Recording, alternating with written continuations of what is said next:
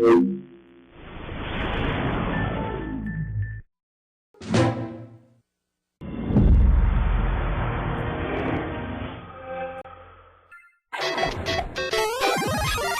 the 8-bit generation of Mario and Donkey Kong to present-day era of shooters and online role-playing games, the gaming industry has been evolving rapidly, being on the forefront of technology, with amazing graphics and new innovations. Today, with these new advances, we can see this growth is influencing our society, creating a larger gaming community, which has even spawned a professional league, but at the cost of increasing illicit materials in video games.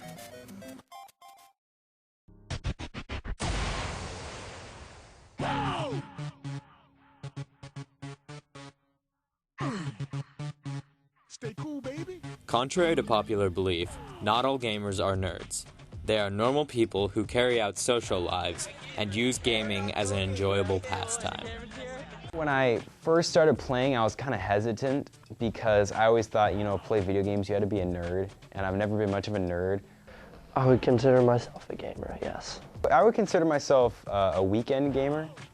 I don't really have much time during the week, but almost any chance I get, I really try to, get some good gaming time in. I think my dad first got me started because he heard about the Nintendo 64 and he thought that would be a cool Christmas gift for me. So he went out and bought it, brought it home. I got hooked on it immediately. Get some! Get some! Get some! Get some! My main games that I play are probably Gears of War, Need for Speed, Carbon, Splinter Cell, Double Agent. That's a good game. Gran Turismo. Great game. I used to hate that game until I found out about rally driving. Ooh. I was into the whole Madden series, most of the NBA games, all the Halos, I had all of them, and Grand Theft Auto. In addition to gaming, many gamers participate in outdoor activities. I played football freshman year. I did hockey for a while. I'm a big hockey guy. But other than that, it's just jiu-jitsu. I play volleyball, I hang out with my friends, I read. Another reason why video games are so popular is because of the memorable moments they can produce. Yeah, baby. God, we are Pros good. on the first day. Probably my famous moments were my brother in the rank of the National SOCOM League was number 212 out of everybody in the world for SOCOM. So he was doing competitions and stuff like that. And I remember one day we were playing against him and I killed him 9 times and he got really pissed off.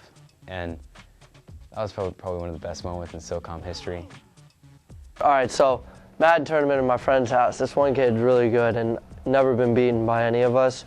Go over to his house, we start playing, and so I forced 5 fumbles on him, and I broke him down. It's kind of cool.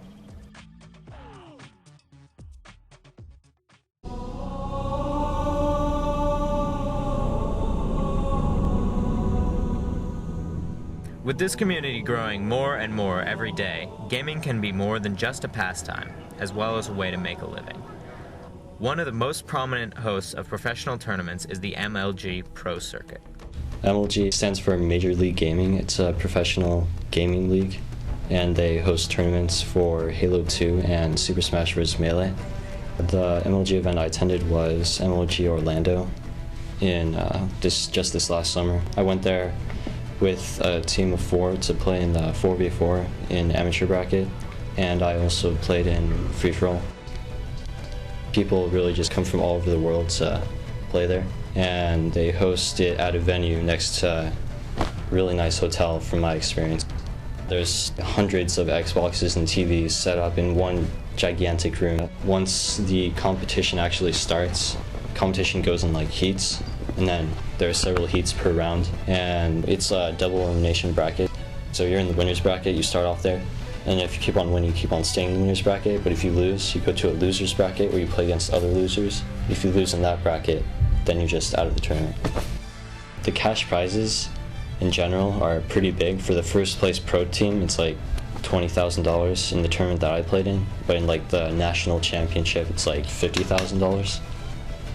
MLG has recently signed contracts to best team called Final Boss. So they got signed to $1 million contract just for playing in MLG tournaments. And then they've signed a $250,000 contract with T-Squared, but you need pure skill to just be good in the first place. Just communication, teamwork. You have to be like smart also, obviously. You can't just do dumb crap when you're playing, like running out in the middle of nowhere.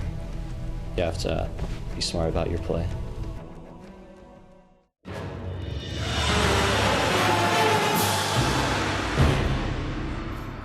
Along with this new era in gaming and newfound professionalism comes a turn towards a more violent society. Many believe that these games heavily influence the youth of our nation, creating a more dangerous world in which we live in. You know, in a way, it's almost kind of nice, because if I had to sit there and play Kirby all day, I would lose my mind. And, you know, when you get frustrated throughout the day, you can come home and you can kill about 15, 20 people. It makes you feel pretty good. But I would never think of doing it in real life, and I would never really push it to that extreme. But it's the same principle as if we got rid of guns. People have been killing people since the dawn of time. They would just use their bare hands. You know, you're gonna kill somebody, you're gonna kill somebody. Games don't have an influence on that. I think that at a certain point, you've got to draw a line. I don't think it's right for little kids to be playing like shoot 'em video games like Grand Theft Auto. I don't think it's right for 10, 11-year-olds to be playing Grand Theft Auto at all.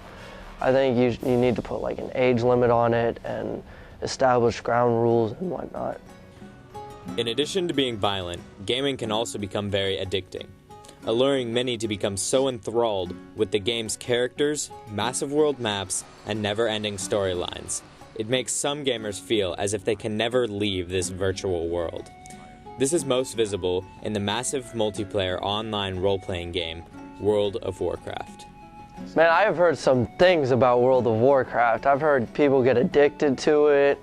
I've heard World of Warcraft to me is not something I would ever touch, because I've heard it's like heroin and stuff. Like once kids start doing it, they don't stop. Like I know kids who've done it for, I think, 14 hours a day, and they were just addicted to it. They would not come out of the house and all of that stuff. And a friend of mine recently sold his 2 accounts on World of Warcraft, and he sold them for like $2,000 a piece.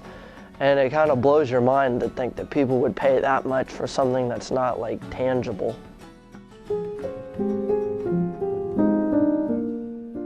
The view of video games has drastically changed from the dawn of the NES to the massive online worlds of today's online gaming. With the progression of video games and consoles, large gaming communities have developed, leading to professional leagues, but what goes up must come down. With the new amazing graphics of today's consoles, there is a price of increasing realistic violence, and this realism becoming more and more addictive with every new breakthrough in gaming technology. And I realized, you know, everybody plays games. It's something just to do in your spare time. No expression, no expression. Yeah, boy! I wanna drown my sorrow. No It's like I'm blind. It's like, you're blind, dude. Shoot over here, blade. It's hard.